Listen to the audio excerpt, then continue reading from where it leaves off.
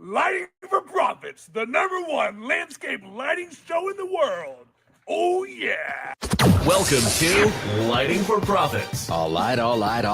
Powered by Emery Allen. Get rid of your excuses. Your #1 source for all things landscape lighting. That's where the magic can happen. You can really scale a business. We really had to show up for each other. From lighting design, install, sales, and marketing. You're a scaredy cat salesman, Kurt. We discuss everything you need to know to start and grow a successful landscape lighting business. What do you think a hippo has to do with your business, Ryan? Usually it's some weird childhood thing. Some bully kicked your butt. I think the key factor here is trust. Here is your host, Ryan Lee. All right. Welcome to the first show of season. I think we're on season 5. This is season premiere. What did I almost forget about this? It's the first show of the year, 2025. I cannot wait to see what happens this year. It's going to be a great year. Honestly, I think it's going to be a great year for anyone in the home service industry, specifically the lighting industry, we'll call it, but landscape lighting, holiday lighting, permanent lighting. It's going to be an epic year. So I'm just fired up. I was a little tired yesterday, not going to lie. Monday was the first Monday of the new year. I was like, man, am I really ready for this? And then I woke up today with I'm like, okay, finally, I feel normal again. I feel like not depressed because yesterday was a little depressing, but I'm excited, guys. It's going to be a great show. I'm Ryan Lee. I'm your host of Lighting for Profits. In case you didn't know, powered by Emery Allen. And I don't know if you know this, but we're now the #1 landscape lighting show in St. Pete, Florida. So yes, it's happening. Raise the roof. Guys, we got an awesome show for you today. We've got the one, the only Mr. Nick Schriver.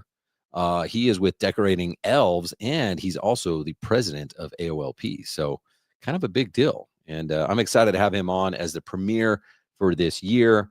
We're going to have some great discussion on some of the things that he's done. He's a veteran. I would call him a veteran in the industry, done a lot of really cool things and experienced the highs, the lows, the ups, the downs, all the stuff. So stick around and learn from a pro. We've got Nick Schriver coming up in just a few minutes. And if you're looking to start or grow a landscape lighting business, you're definitely in the right place. The value that our guests give you is insane. Like, you can't get this anywhere. We are truly here to educate and motivate to help you dominate. And before we have Nick on, you guys, I want to talk about something real quick. So, most of the most important things that I've learned in my life, I've talking to Nick earlier about school and stuff like that. And I learned some really good stuff in school, but really as a business professional, a lot of the knowledge that I've gained was through the lives of other people. So I've read books, I've attended masterminds, gone to conferences, hired coaches. And this has helped me get success so much faster because, a lot of people will tell you oh, you got to fail to learn. And that's kind of true. But what if you could just learn from other people's failures? How awesome is that? Okay. So I just learn from other people failing. I read their books and I learn what not to do. And one of the things that I've noticed is about 8 and 9 figure earners. These are the mega wealthy people that I'm trying to be like when I grow up one day. They understand something, and they understand multiple streams of income. And so I'm talking about this because there's different ways to make money, right? It doesn't have to come just from designing, installing, selling landscape lighting. And it could be, maybe you're like, well, I want to get into real estate, or maybe I want to start an HVAC company or roofing or whatever. It could be something crazy, right? Maybe you want to get into buy car washes. People talk about buying storage units, whatever. That seems hard. That seems kind of difficult. So what if you could maximize this opportunity and get multiple streams of income without having to move states or start a new location or start in a new city, right? Well, the easiest way to do this, and this is the easy way, is to offer your existing clients something new. Okay. So when you offer your existing clients something new, you've already done the hard part. You already earned their business. They already like you. They trust you. They gave you their hard-earned money and you didn't run away with it. Okay. So earning their trust is not easy. And you either did it with your time or you paid for advertising, right? And so when you do this, this makes you get multiple streams of income, increase your income really quickly without having to wait for a 20-year asset to pay off in real estate, right? Now, so the reason I'm telling you this is because I want to invite you guys to Light It Up Expo. It's coming up next month. It's lightitupexpo.com. And we're basically bringing together the landscape lighting industry, the holiday lighting industry, the permanent lighting industry. And if you want to bolt on any one of these to your existing business and get multiple streams of income, this is the show to be at. We're going to have breakouts so you can attend one and go, yeah, I want to bolt on permanent lighting, or I want to bolt on landscape lighting, or I want to bolt on holiday lighting. We're going to have speakers. We're going to have vendor hall so you can go and explore the different vendors. Lunch is included. There's going to be networking. It's going to be awesome. So I want to invite you to that. Right now, we're doing our early bird pricing, lightitupexpo.com to get your ticket. And what's cool is all of our vendors are like contributing to a big giant raffle. So when you get a ticket, you're automatically entered. You don't have to do anything, but we're going to draw someone's name out and you're going to win hopefully one of these prizes. Right now it's up to thousands of dollars. Like we're giving away a 6-month membership of Lighting Academy, which is a $600 value. And there's a whole list of things. I won't go into it right now, but there's a ton of things that you can win just by getting your ticket. So it's next month, February 28th, March 1st, Orlando, Florida. I want to see you there. It's coming up. Get your ticket now. lightitupexpo.com. Now, again, guys, in just a couple minutes, we got Nick Schriver. So I'm stoked. He is the owner of Decorating Elves. He's been in business. I don't remember exactly how many, but I know it's over 20 years. He's the president of AOLP.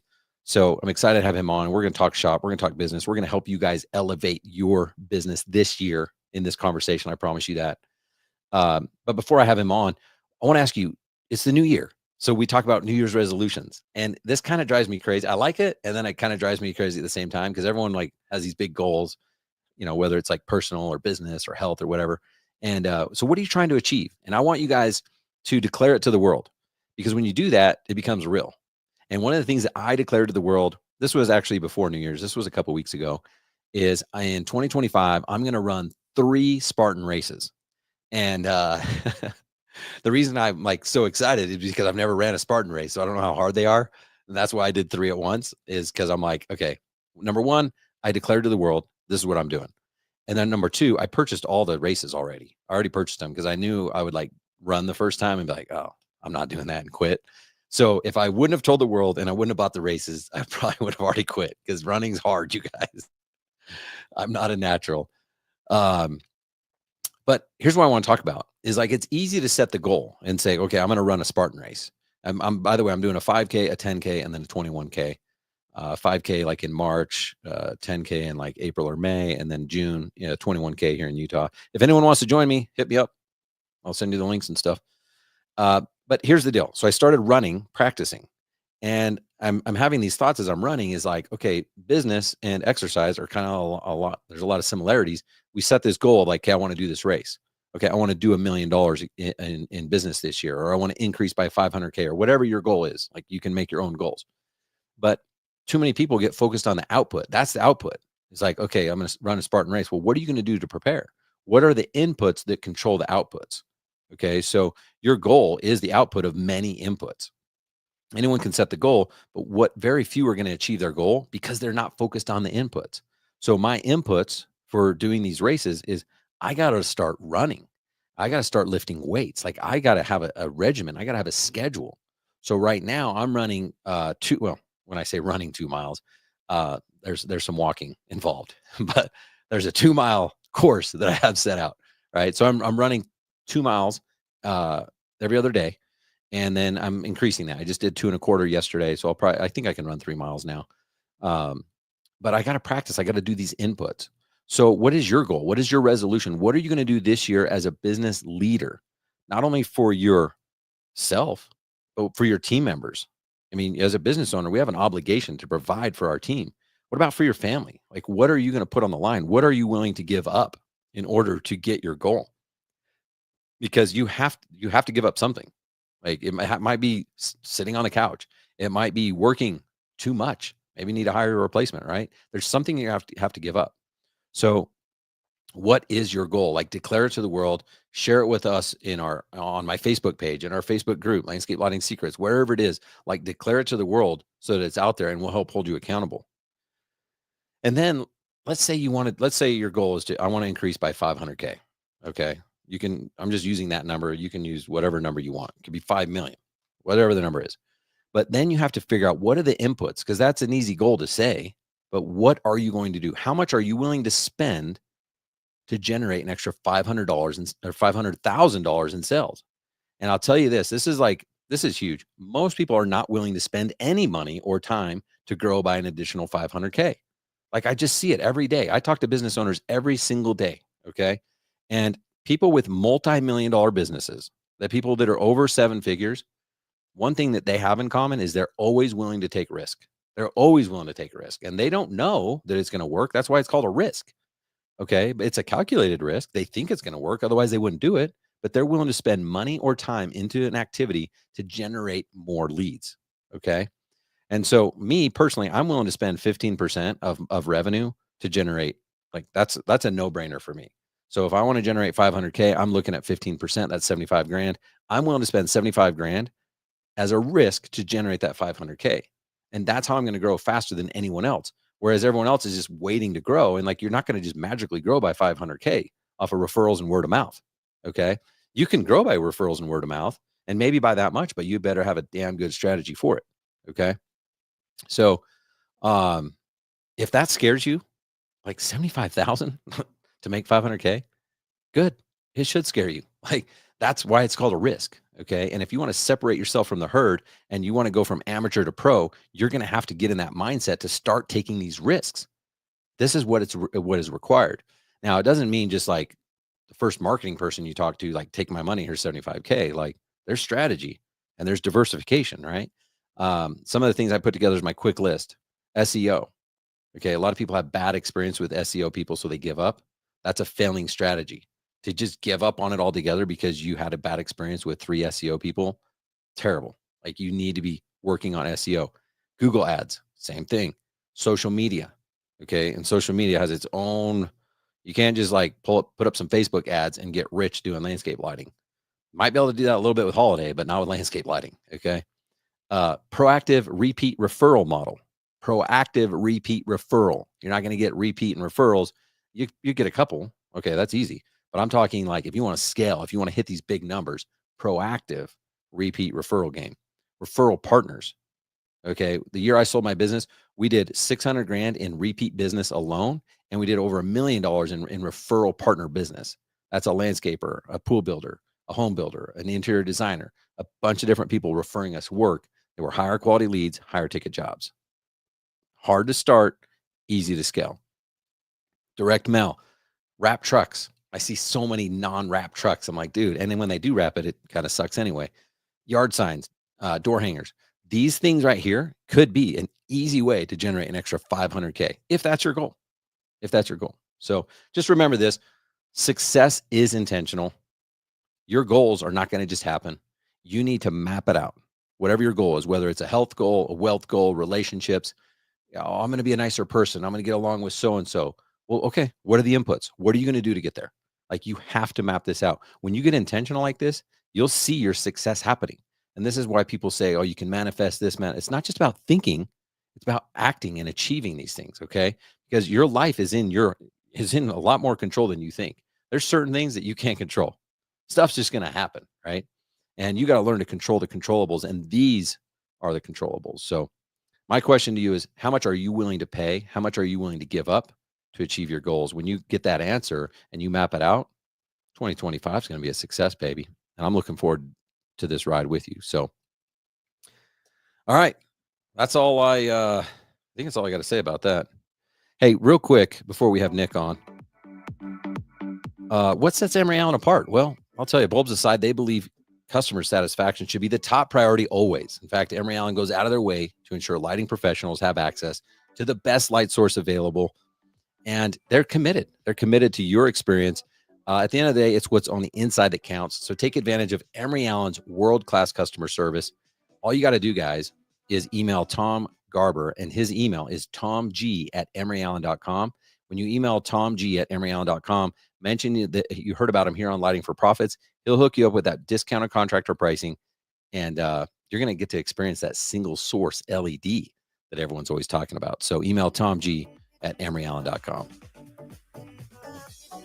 All right, guys, I think it's time. I hope Nick's ready. I know he's ready. I think he woke up early today for this. So let's get him coming on the show. You guys ready?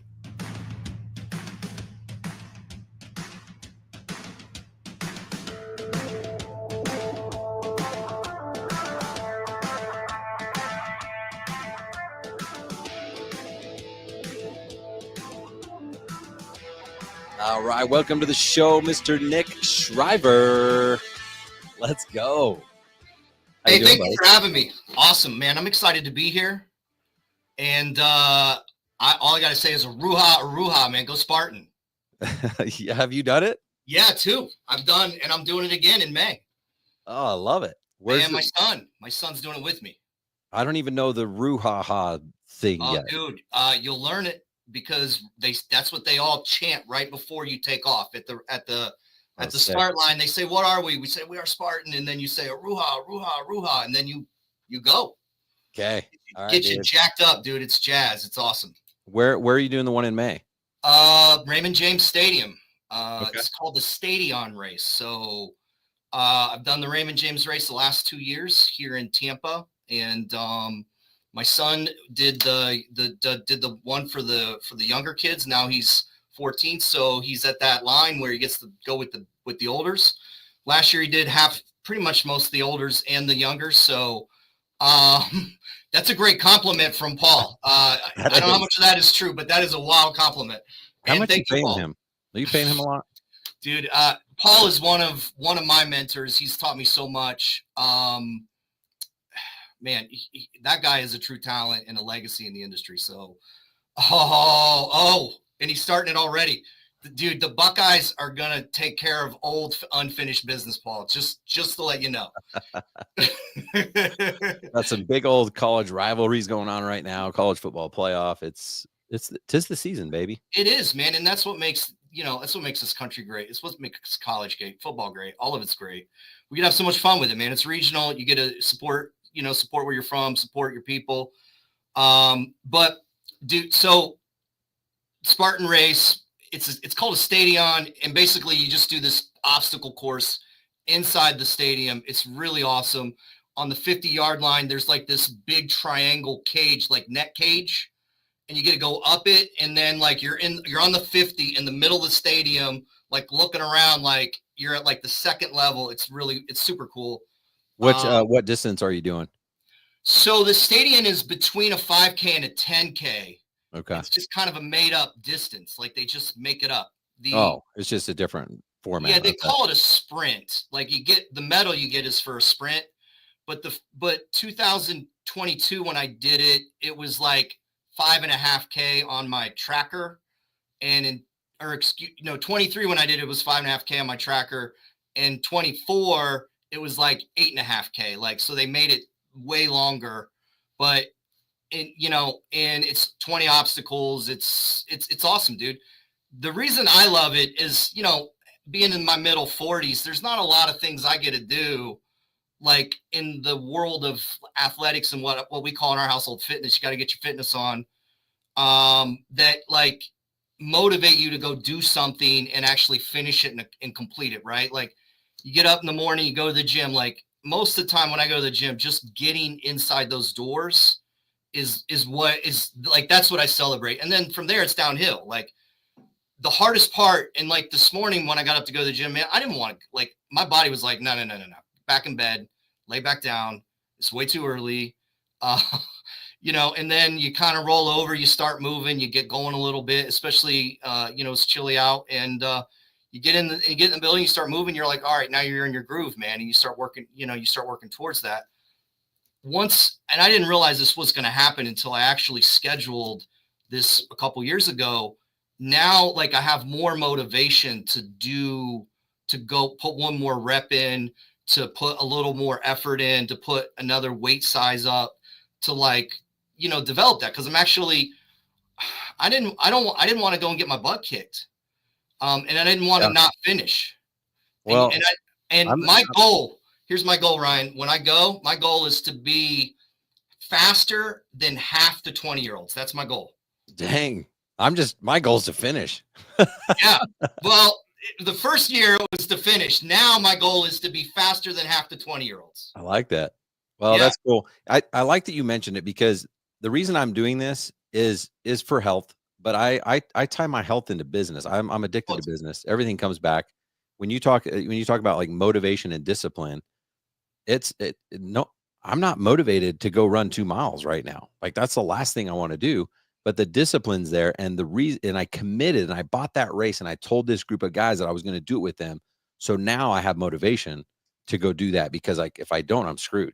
Like, I gotta be prepared. So the same thing happens in business. Like, I'm not just not motivated. I don't want to grow my business by 500K. I don't want to hire 2 more people. I don't want to do that. Right. But when you Yeah, understand, absolutely. like, no, there's a reason for that, because if you do that, you can get to this level of freedom. Then you start to put discipline things into place, and you go to the gym, and whatever those things are in your business, you keep working on it every single day. And all of a sudden you're ready for the race.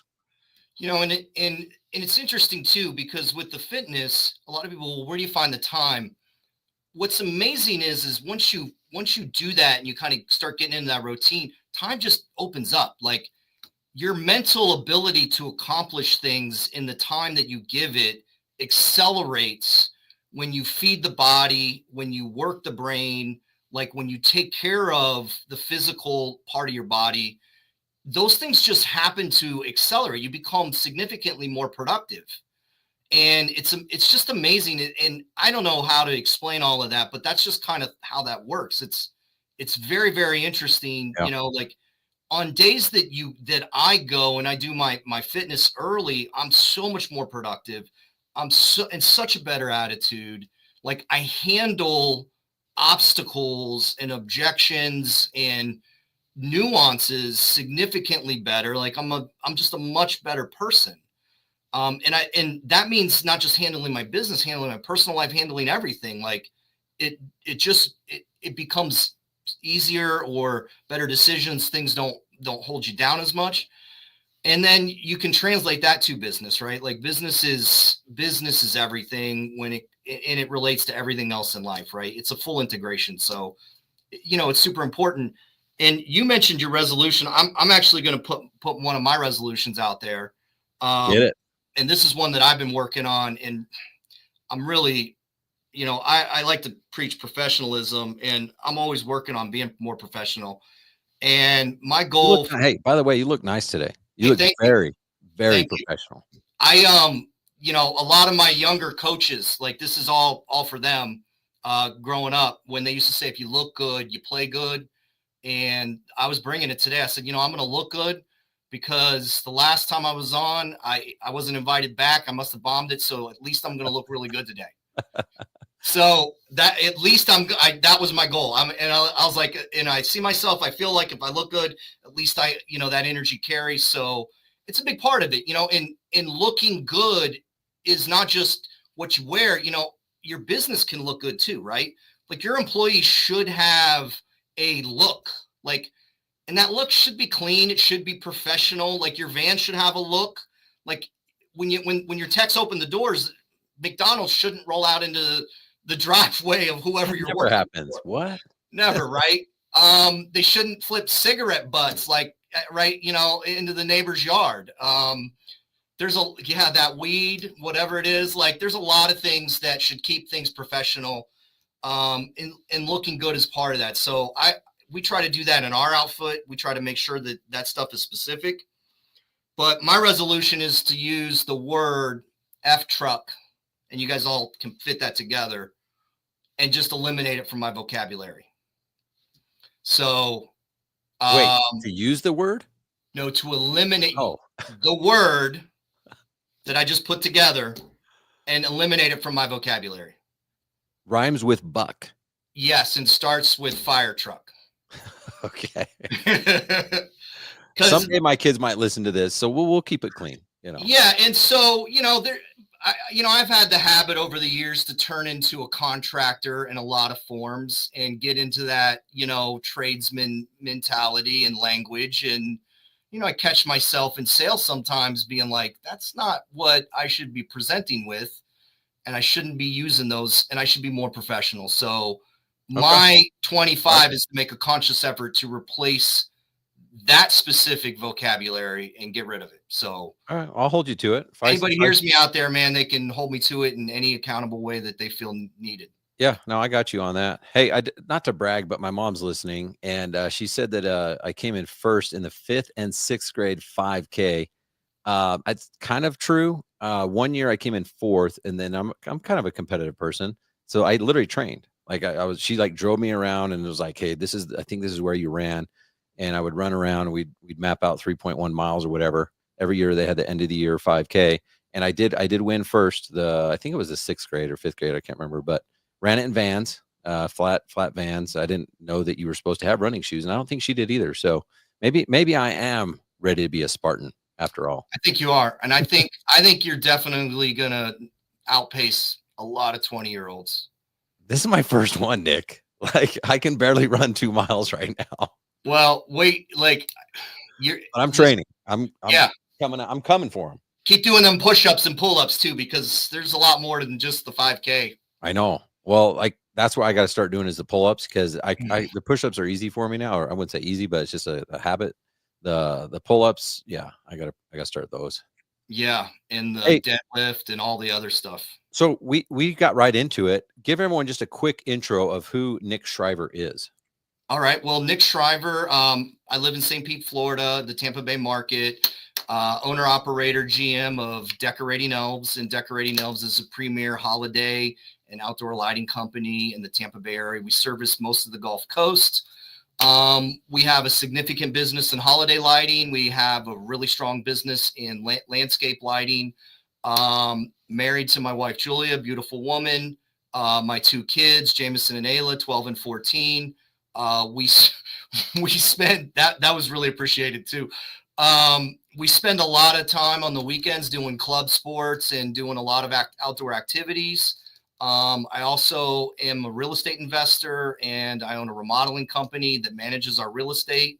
So, I do that as well. Ohio State Buckeye, big time, super excited about that this time of year, and all around good guy.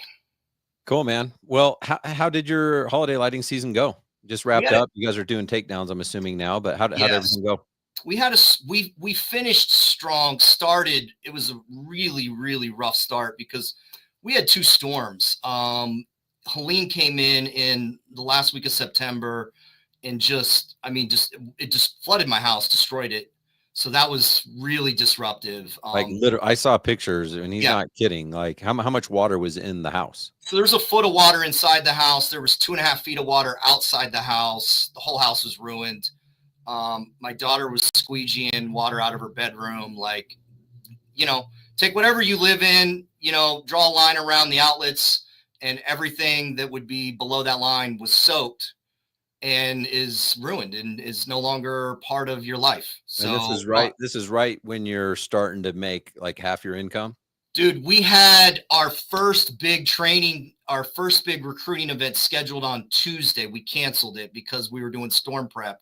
On Thursday, we had a foot of water. Like, and not just me, it was the whole neighborhood, the whole city, like half the area, like it devastation, just disruptive devastation.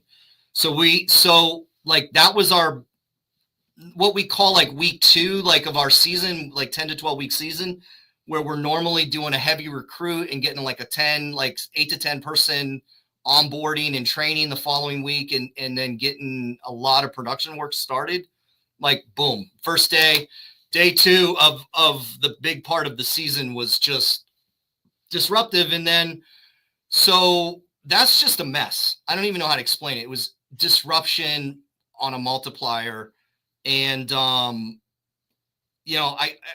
it's one of those where when you look back, like how blessed I am to have the resources we had, to have the ability to manage things, and get through those things, and have just really strong support, family, great team at my office. And then we turned around and, during Milton, which was 2 weeks later, it was like 15 days. It was a Cat 3 rolled right over top of us, ripped our building up. Our offices flooded, building flooded, ripped a bunch of stuff off the building. So then that was a whole nother disruption. So we were down. I mean, we had like 40% of our October revenue is what we did in production like that month. And, you take what normally is your second, maybe third greatest production month of the year, and you just cut your revenue by a significant amount. Jeez. And that's what happened. Right. So we had a rough start, really, really, really rough start. What did you do to overcome it? I mean, how did you're like, okay, well, I got to take care of my family, but I also got to take care of my business. What was step one? Step one was to just fall back on your foundation, man. Fall back on, your fundamentals. And the fundamentals that we have in holiday lighting is we have every week charted right through our entire season. And so that's something that we've been doing for about 5 or 6 years. Every week has a script, like this is what we do this week and this is how we do it. So one of those things was to make sure that we didn't lose sight of who we were and what we were, and making sure that, well, the first thing we did was we made sure that everybody in our business, on our team, was taken care of, right? Like, is your family okay? Are you okay? Do you need help? Do we need to help you? And so we took care of all of our people first, right? So put your mask on, take care of yourself first, breathe before you can help others. And so we took care of my stuff, our manager, and then our staff. So all of our people were taken care of. And then we started working back on our business. And one of the things in landscape lighting, we shifted into doing for revenue, we shifted into doing a lot of storm maintenance work. So we had like a process that we were doing, like, all right, hey, your system's flooded. You're ready to get back online. These are the steps that we're going to do. And we probably did 200, 250 of those over the next 3 months, but we probably did 40 of them in the first 2 weeks. Do you normally have crews running landscape lighting and holiday lighting together? Yes. And it's a phase. So like, as we go through October, we go from 4 doing landscape lighting to 3 to 2 to 1. And then we have 1 that runs through the whole season. And then we start adding crews on. So we kind of have a phase into prime holiday production. And then we kind of have a phase back out of holiday production into landscape production. Like, it's kind of how we do that. Like, we bring it in and then we kind of bring it out as the volume picks up. And then as we try to capitalize that out. So are you finding that when that happens, that people want like landscape lighting done sooner and you're having to push them off until like January, February? Yes and no. So on a regular year, on a routine year, a lot of people, if we're doing holiday lighting, they're okay with landscape lighting waiting until January, February, March, because they have beautiful holiday lighting. They have beautiful lighting. It looks amazing, right? The challenge is in obviously we have a long, deep list of service, and we don't want to lose our service accounts because saying, hey, we can't get to you till January. Now, we live in a market where you work 365, right? Like, the weather does not prevent us from working outdoors in December and in January. So, we have one of our techs is running service and maintenance full time the whole season. And then we try to balance that, right? We're trying to do projects. And this year, honestly, I had it as a goal was to do a lot more landscape lighting during our holiday season, but that basically got set aside and we went back to just kind of manage fundamentals. But that's mainly because of the storm, right? Because of the storm. Okay. And the storm also was super disruptive because we lost about 50% of our renewals in like 3 major metro markets that we service in a major geography. And so we had to fill that void elsewhere in like kind of some other geographies. And we lost them because like all the hotels were like, we're not open. Like, a ton of these houses were like, yeah, we don't even live there.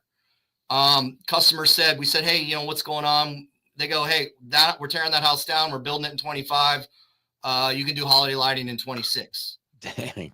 All right. Well, thanks. Like, we're looking forward to 26. Like, right now we're trying to make payroll in 24. But yeah, that's how, like, so you kind of shift on that. And I leaned on my team a lot, which was really helpful, and they really came through. And we kind of leaned on a lot of our systems, and our systems came through. And so we were really, really blessed that we spent a lot of legwork documenting our processes, documenting our systems, putting a lot of things in place so that when something happens, you can manage it. And the thing that a lot of people ask, like, hey, what should we prepare for? Like, you have to prepare for the thing that you're not prepared for. Like, that's business. Like, employment is always hard. Finding good candidates to work for you are hard.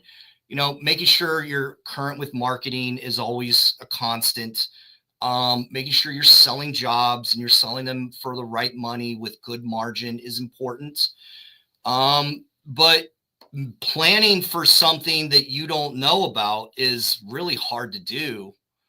And one of the best ways to do that is to have cash or have cash available. So that doesn't mean that like I'm sitting here with big bundles of money and books of cash and I'm going, yeah, like I'm holding on to this for a rainy day, but having finance lines available, already in place was a big help because like the insurance company still hasn't stroked a check on the claim, right? They've given us some money, but we've spent a significant amount of savings and short-term equity credit on building out the house back, on making sure we were making payroll, because we were running payroll for 2 to 3 weeks, doing storm cleanup, getting the building cleaned up, making sure my house was in line, making sure everybody's places were ready to go, making sure all our staff was like, hey, let's get all this storm stuff out of the way.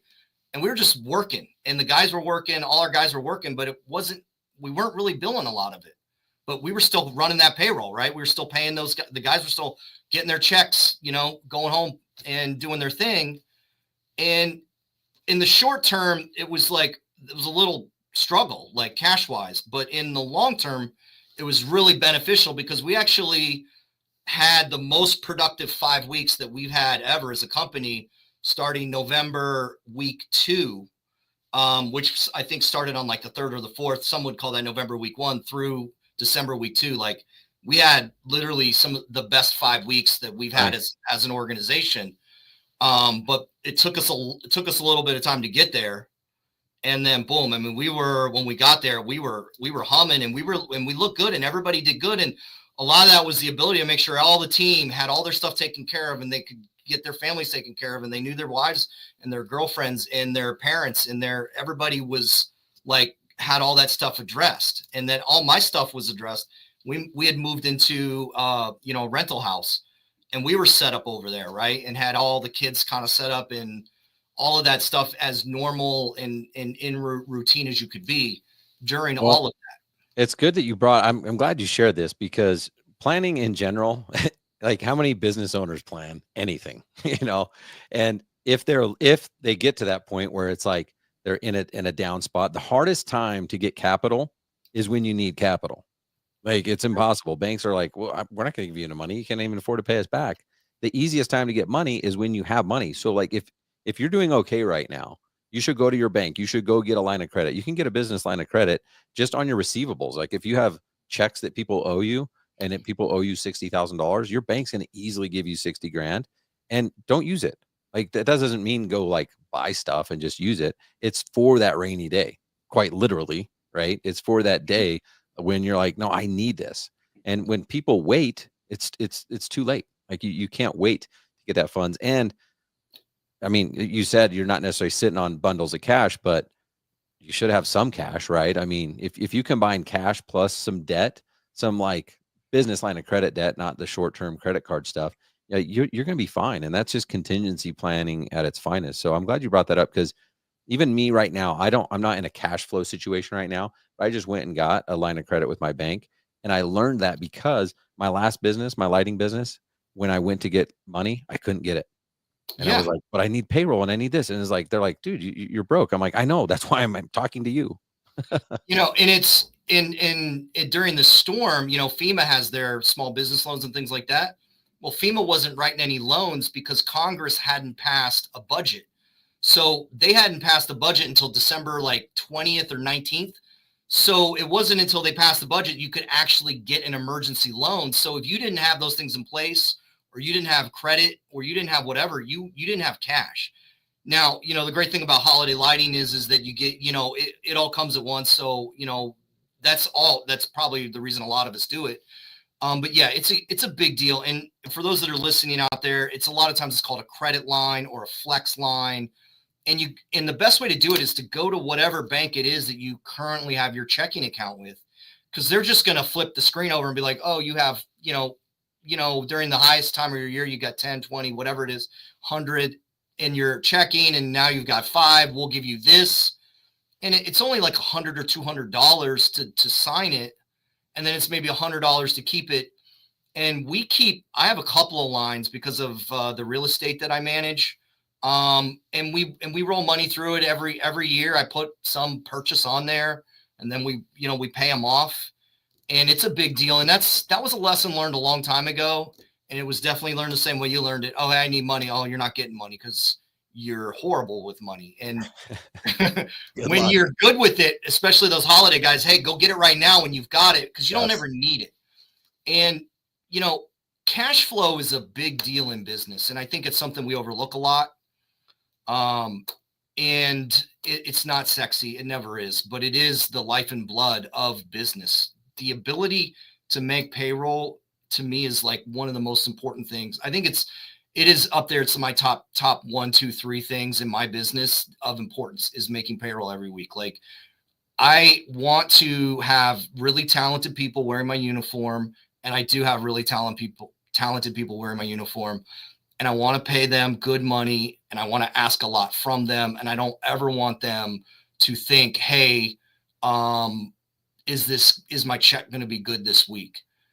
So I want to give my obligations to them and make sure that they hold those tight, and that they know that that's legit and it's real. And then, I want to be able to ask of them. So those are big deals to me, and cash flow is what makes all that happen. You sell a big job, you get a nice big deposit check. You go on to manage those, and then you may not get that second check until you're done. And you could starve for a couple of weeks, depending on the size of the project, depending on how you're set up, how things are. So it's important that you kind of know how all that stuff works. Oh, it's huge. Well, like you said, they'll take that deposit. Most people get that deposit check and like, oh, sweet, I can pay payroll. They forget that they still have to buy materials, and they still have to pay labor when they go do that job in 6 weeks or whatever. So cash flow, man, you can have any business. You could have $100 million business and still run out of money. It doesn't cash matter. flow is super important. It's as important as a lot of things. There's a lot of things that happen in the maturity of a business, and cash flow, understanding cash flow is a big part of that. It took me a long time to understand the P&L and the balance sheet. And I know you have Dan on, and he does a really great job of explaining it. And he does it in a, layman's terms. And those are that's really great information. Being a lighting designer, having a design background, being an energetic business person, I think the thing that makes me cringe the most is like trying to learn a balance sheet. But I've done it. I hate it too. But if everyone will just go and schedule time, if they have to every week at first with their bookkeeper to understand what happens if this and why, like they will teach you, like you will learn. And then what was difficult becomes easy. So yeah, it's a huge thing in business. And then having a good team, it doesn't have to be somebody that is on your payroll. Having a good team that helps you kind of keep track of that, and having somebody that is in the home service industry that kind of knows home service businesses help keep track of that is very valuable. It's a big piece of the growth of a business, and it's one of those kind of layers or those stages. And that's something that I did early. I still dive into them real deep, and I like to keep a real clean book. I like to know where my money is. It's really crucial too, because sometimes, and you talk a lot of times, hey, raise your price. But sometimes you should know why you're raising your price. Like when somebody goes, well, that seems like a lot of money. Nick. Don't get me going. Yeah. Well, you don't have to get going, but a lot of, you talk about sales and hiring and growing a business. Like, if you should know in business what things cost you, like what it costs you to produce that said particular service, that said particular design, that said particular lighting piece. I'm getting turned on. Yeah, it's a big deal. It's a big deal. Like, at the end of the day, like, you're getting me hot over here, Nick. That's what it is, If you can't go home and, go by the grocery store and put food in the fridge on your way home, like, what's the point? Yeah. I mean, the reality is like too many business owners don't understand how much it costs to run a business, and they want to be fair and all that stuff. And I get that. But the problem is you're sacrificing your own family's fairness to take care of this client, this mystery client that you think you're trying to be fair for, and you're doing them a disservice, you're doing your team members a disservice, your family a disservice if you're not charging the maximum price that you should and could for your business in order to run a successful business that can give the red carpet white glove. I mean, that's just what it boils down to. It's important. Hey, I want to ask you about your name, because we have a lot of people now that have these holiday lighting businesses that are like finding out about landscape lighting, and they're like, yeah, they got into holiday lighting because you can make a lot of cash in like 2 months. It's pretty sexy. But then they're like, well, I had to hire all these people. How do I keep them? So now they're getting into landscape lighting because they're like, this is sweet. I can do lighting year round and I can keep my guys busy. They ask me all the time, like, what should I do with my name? You have a very amazing name for holiday lighting, but I'm like, is that hard to get landscape lighting jobs? Like, how do you market with the name Decorating Elves for landscape lighting? So, it's a good question. It's kind of a twofold answer. We are in the process of starting to evaluate adding a brand name, right? It's kind of internally we're processing that, because for a very long time in our market, we dominated it with our brand name. Everybody knew who we were. And up until about 5 or 6 years ago, everybody in Florida was from Florida, but like from somewhere else, but from here. So they knew who we were. They knew there was an association, and our demographic has changed. And so we're getting a lot of regional, like, people moving into the area from a lot of other regional areas, which is great because they're bringing their money and they're bringing their 6-figure incomes with them. They're Zoom jobs, and they're living the Florida lifestyle and they're loving it. And that means that they don't know who we are and they don't know who the brand is. And when they search us, they're like, oh, that's just a holiday company. So it's kind of a tricky answer, right? Because we lived on just being awesome at what we do. Like, hey, Nick and his guys are amazing. They're so professional. Like, they're always bringing their A game. They made our house look amazing. It's so beautiful. They're so clean. Everything was immaculate. It was cleaner when they left than when they started, etc. Like, we had that reputation for a super long time. And so we still get that reputation from everybody that knows us, everybody that does business with you. If you really look at it, it doesn't matter what your name is when you're working with customers that know you. Like, once the customer knows you, the name it's important, but it's not as important. Getting the customer that doesn't know you, that's when branding and the marketing and the names are super important, right? Because if you're taking care of your customer at a high level, which everybody should be, especially if you consider yourself a professional, then your customer is not going anywhere. They don't want to go anywhere. They want to continue to do business with you. And like you mentioned at the beginning of the show, that's when you start working on your integrations, right? You start working on your verticals, and you have landscape lighting, you have holiday, you may have permanent, you may have indoor, you may have other lighting type services, because there's plenty in the scope that can bring revenue, or you just outdoor stick to audio, right? And then there's design work, right? And so all of that falls within all of those categories. And there's plenty of guys out there that are also electrical contractors. There's others that are in landscaping. So there's a lot of home services that overlap in a lot of different areas. And those are valuable things to continue to work on. So what percentage of your revenue is holiday versus landscape lighting? It's about 60-40, 60% holiday, 40% outdoor lighting. And do you think at some point you might rebrand to just be a lighting company that does landscape lighting and holiday lighting? If we were to rebrand, we would rebrand the landscape lighting service and separate that out, because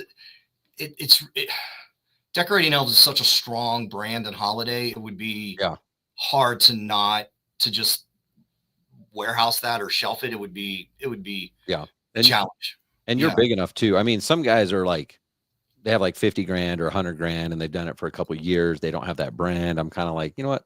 Why don't you just make the switch to be a lighting company? You're well established. You've got the revenues. Like you could sell that business off on its own. You could have for sure 2 different businesses out of it. Yeah, there's several different verticals to do that and ways to integrate that. Yeah, I mean, and we have enough revenue. I mean, we have people making that kind of money working for us, wearing our uniform. So, and more than one. So we have a bunch, you know. What's been the most challenging part for you as a business owner? You've gone through the different phases of startup to now. I mean, you're very, I've never like come and like seen your business, but we've talked a lot, and like you're so meticulous. You're very organized, like more, I would say above average by far. Uh, what's been the most challenging to get from that, like doing everything yourself to now? It's awesome. You're talking about your team and how awesome they are and everything else. Well, the guy that's always in the way is the guy in the mirror. Like, and the acknowledgement of that guy being the one that's holding me back, being the one that's the bottleneck, letting go of certain things, accepting of, you know, how the business runs with or without me, accepting that our operations manager is going to get the job done and he's going to do it in a certain way, and it may not be my way, but our goal is the same. A lot of it just is internal. Like, a lot of the most difficult things in my business have been internal. Like a lot of them. It's like, that's my life too. A lot of the biggest struggles in my life have been internal. They've been me. Yeah, I feel you there, man. I think that that's a common weakness that all of us entrepreneurs have. Yeah. And it's because one of our strengths is we want to like do things right and like be perfectionists and all this, but I don't know. It still surprises me about myself and every other entrepreneur that I coach and work with. Like, why can't you just let go? Like, dude, you could It's serve crazy hard. your family better, your team members better, your clients better. Like, everything's gonna be better if you could just freaking let go. Yeah, it's hard. And it's just hard to do. It's hard to just be like, okay. Like, it's okay. You've got it. They've got it.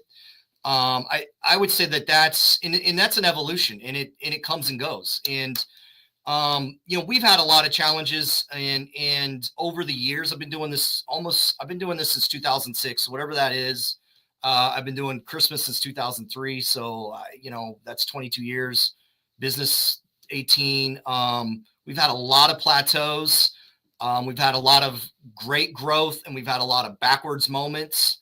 And, you know, I think some of the biggest challenges have been, you know, learning to stay thin. And what I mean by that is keeping the business, it goes back to cash flow, keeping the business at a level where we can be productive. There's times where we want to get fat and we want to let, you know, everybody do everything. And then we realize that that's not the way to do it.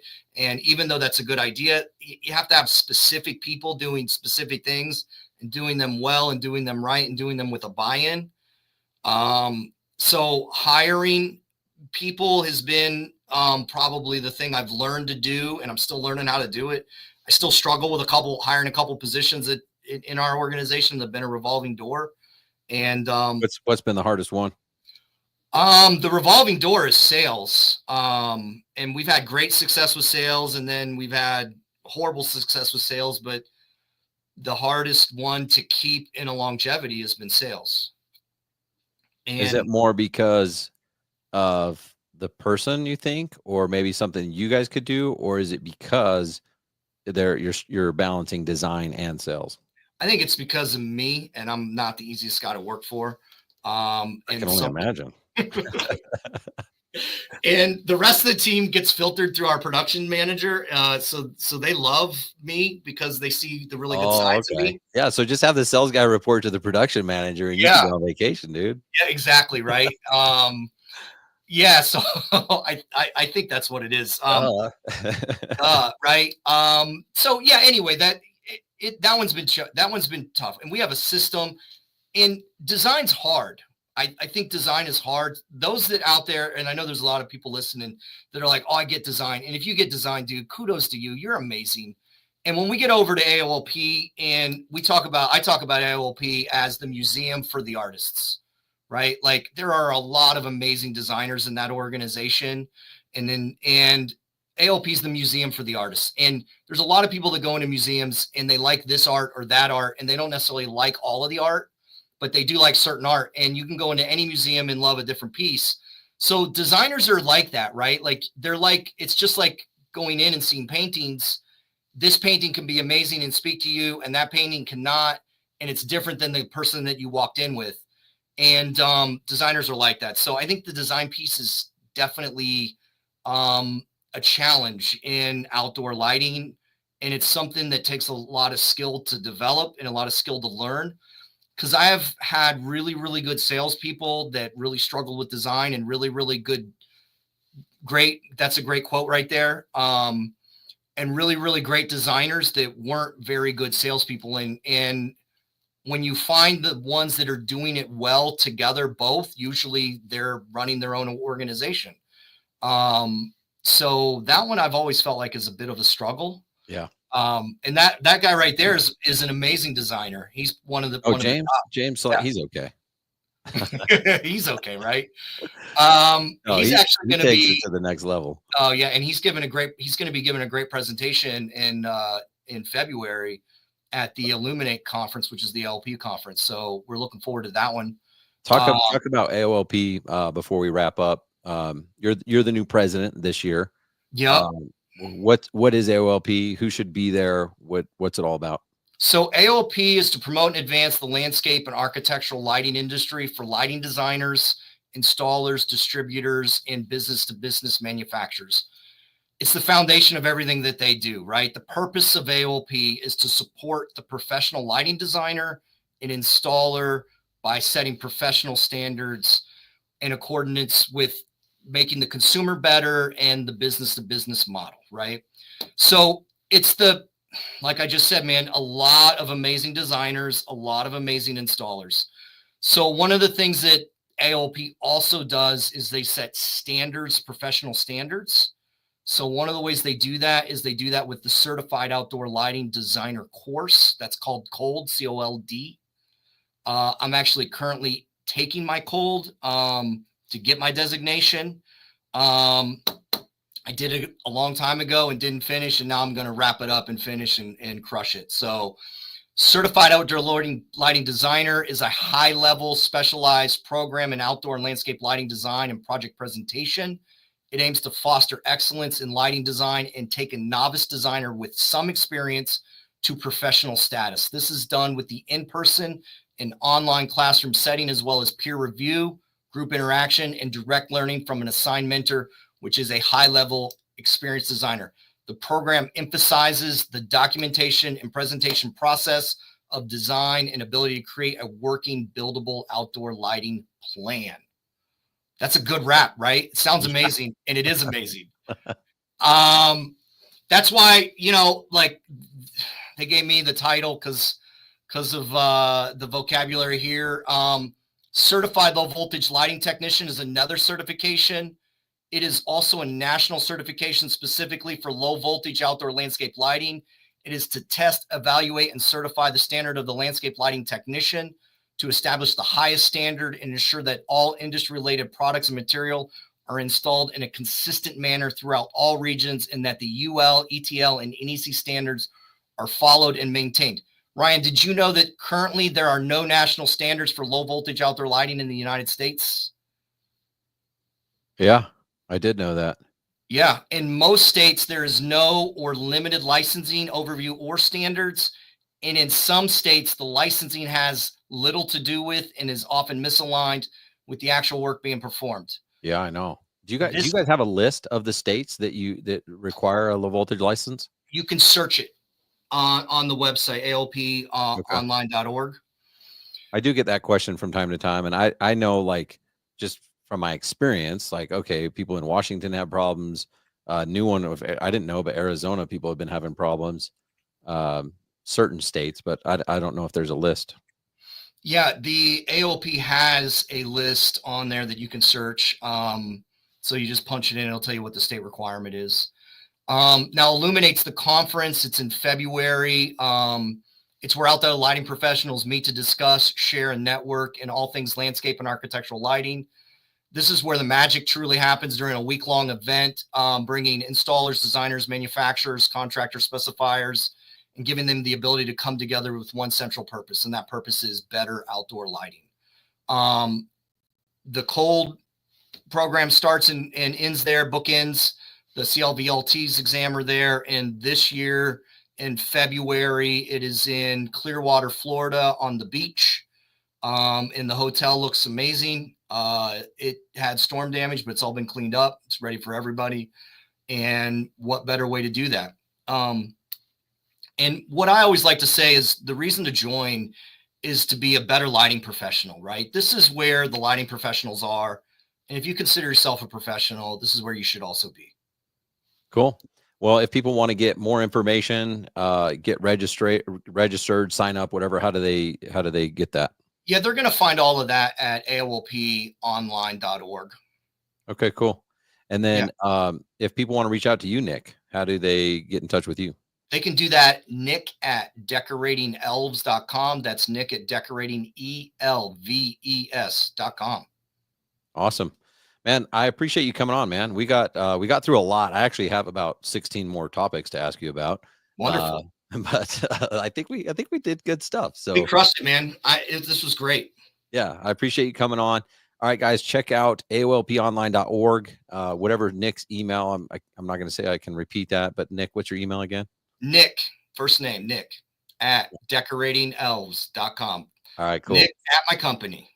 Love it. So, all right, thanks, Nick. Everyone, have an awesome time this week, and declare your goals. I'm going to be a Spartan guy, I guess, and Nick's not going to use the buck word. So we'll see everyone when we see everyone. Declare your goals. Let's get after it. 2025 is our year together. Let's do this. All right, see you, Nick. See ya.